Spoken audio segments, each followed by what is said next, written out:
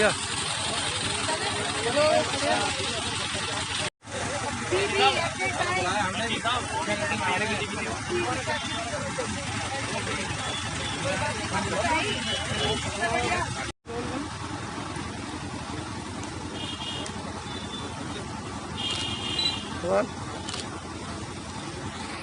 Police प्रशासन मुर्दाबाद, police प्रशासन मुर्दाबाद। भारतीय सेना जिंदाबाद, भारतीय सेना जिंदाबाद, भारतीय सेना जिंदाबाद।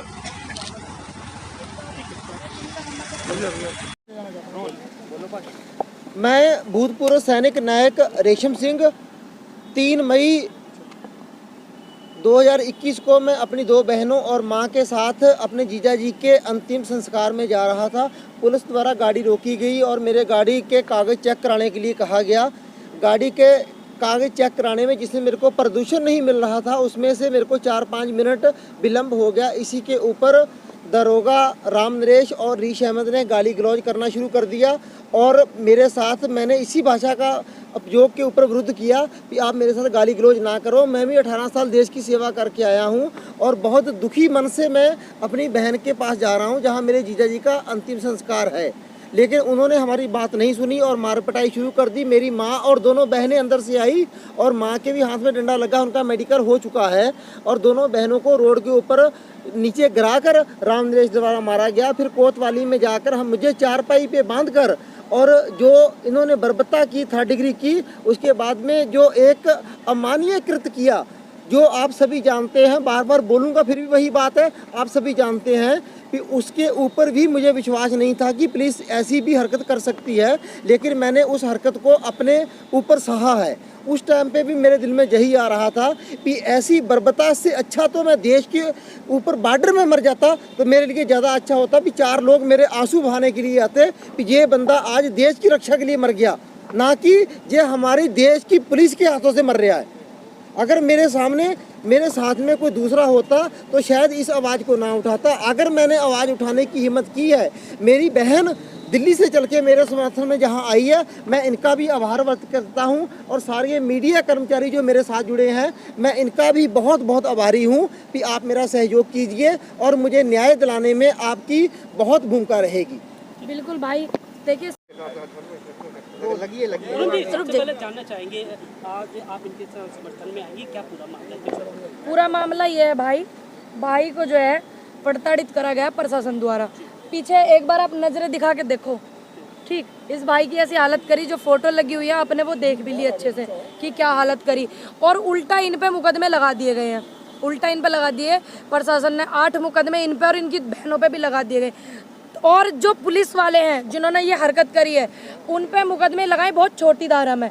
तो इन्होंने ये धरना चलाया है, ये एक देश के सम्मानित व्यक्ति हैं, देश में सेवा दे चुके हैं, सैनिक हैं, तो इनको क्या चाहिए? सम्मान चाहिए ना, सम्मान चाहिए। तो वो सम्मान प्रशासन से अनुरोध करते हैं, बड़े बड़े अधिकारियों से। इनका जो सम्मान में खलल है, हालांकि सम्मान एक बार आदमी का आप खराब करते हो आता नहीं है, लेकिन एक आदमी को संतुष्टि हो जाती है कि हाँ हमने उनके लिए उन्होंने ऐसा किया, हमने ऐसा किया, तो उन्होंने हमारे सम्मान में 2 शब्द कहे। पुलिस प्रशासन के भी जिस तरीके जो ऐसी अवस्था करते हैं इनके साथ में, तुम क्या कहोगे? तुम अपनी बताओ, इनके साथ ऐसी हरकत करी, तुम क्या कहोगे?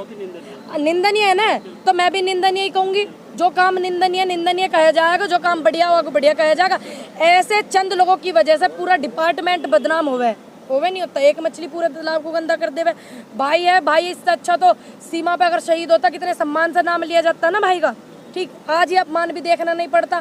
तो भाई का जो सम्मान खराब हुआ है, रिक्वेस्ट है यहाँ के पदाधिकारियों से, जितने भी उच्च अधिकारी हैं, कि भाई की बात को जरा थोड़ा सा समझें, वरना कोई बात नहीं।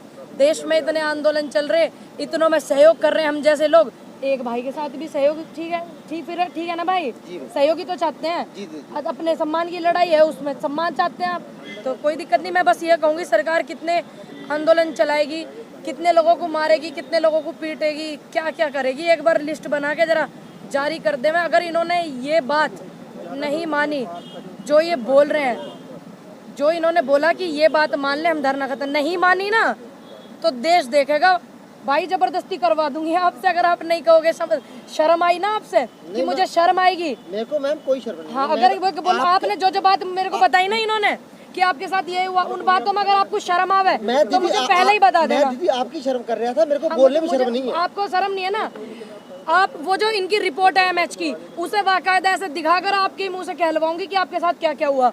तो प्रशासन से मेरी रिक्वेस्ट है, इस बात को बाहर अगर आप ज्यादा वो नहीं करना चाहते हो, ज्यादा इस बात को नहीं उखड़वाना चाहते हो कि इनके साथ क्या क्या हुआ, अच्छे से पता आपको क्या क्या हुआ, तो प्लीज आप इनकी बात को मान ले, इस धरने को शांत करवा दे, उचित कार्रवाई करें। मेरे को अभी बोलने में कोई शर्म नहीं है। हाँ ठीक है ना। देखिए उनको, अब आप चाहते हैं कि देश देखे इस चीज को कि क्या क्या हुआ, और रिपोर्ट भी है मेडिकल हॉस्पिटल, मिलिट्री हॉस्पिटल की, सॉरी वो चीज रिपोर्ट, बाकायदा रिपोर्ट, झूठ तो बोलेगी नहीं मिलिट्री हॉस्पिटल की, ठीक है, तो वो रिपोर्ट दिखा दुखू के मीडिया में भी रिपोर्ट वो दिखाई जाएगी कि क्या क्या हुआ, ठीक। इस बात को आप कुछ भी समझे चाहे, और भाई को खड़ा करके मैं आपको पूरा सपोर्ट करूंगी, पूरे देश में आपकी आवाज को मैं लेके जाऊंगी भाई, ऐसी बात नहीं है।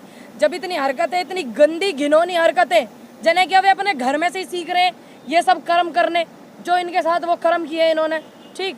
मैं तो यही कहूंगी कि जो आप नहीं चाहते हो तो हम उसके लिए तैयार हैं, धरना समाप्त हो जाएगा, लेकिन आप इन भाई को न्याय देवें, इंसाफ देवें, बिल्कुल। अगर आप चाहते हैं कि देश में इस बात की धज्जी उड़े कि क्या क्या करा इनके साथ, तो कोई बात नहीं, तैयार है हम भी, भाई भी तैयार है। प्रशासन की तरफ से कोई मांग नहीं मानी जाती है इस संबंध में, तो आप तो बताया नहीं क्या करेंगे, बताया ना क्या करेंगे।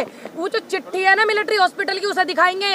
और अब भाई शर्मा रहा थोड़ा सा, क्योंकि बहन बेटी हूँ भाई मैं भी, और बहन बेटी भी वीडियो देखे, फिर अपनी इज्जत बचाने के लिए थोड़ा सा क्या करे, शर्म भी उतारनी पड़ेगी, नहीं उतारनी पड़ेगी, फिर भाई के मुंह से ही करवाएंगे कि क्या क्या हुआ साथ में। और आप भी बने रहना, और आते रहेंगे हम लोग यहाँ पे, जाते रहेंगे, कोई दिक्कत नहीं है। तो अगर नहीं चाह, मैम बोलने में कोई शर्म नहीं है, मैं अभी